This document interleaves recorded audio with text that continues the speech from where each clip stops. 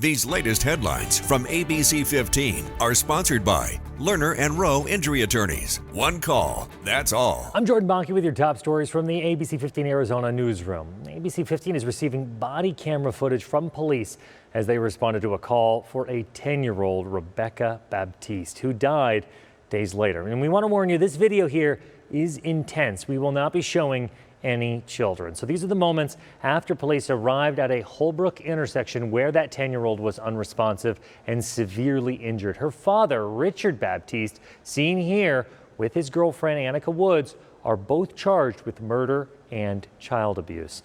The two telling police that Rebecca ran away and a neighbor found her. They also say DCS had prior investigations into the family.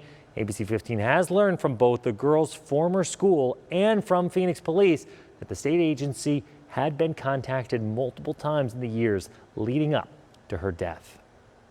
DCS kept having new cases open because Rebecca would go to school and had all these different allegations, and what was becoming alarming to not only her therapist but to the DCS workers was that she started having markings. Like she had bruises on her hands and her arms, and they took pictures and thought Rebecca had told her that we had done it, and it was her way to try to get taken out.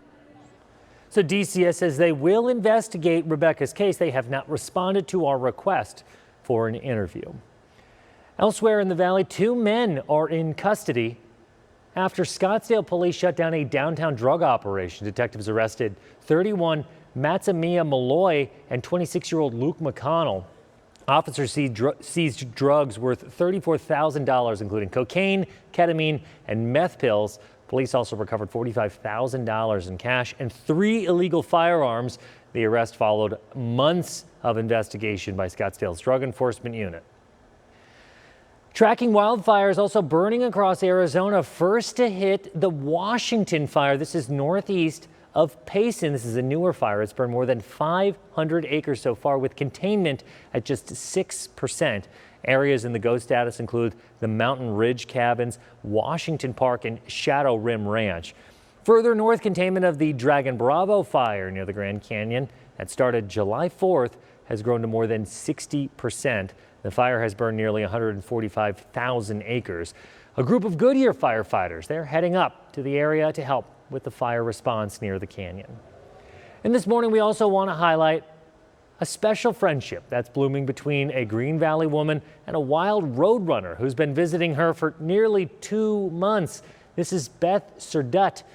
She first met Rhodey, the roadrunner, while watering her plants outside of her home. Their relationship started with Beth making a cuckoo sound and singing some popular songs to him. Now, after a month of daily visits, she began offering mealworms, delicious, on her patio, while sprinkling some food. Soon evolved into something even more intimate, with Rhodey eventually eating from her hand and even jumping into her lap.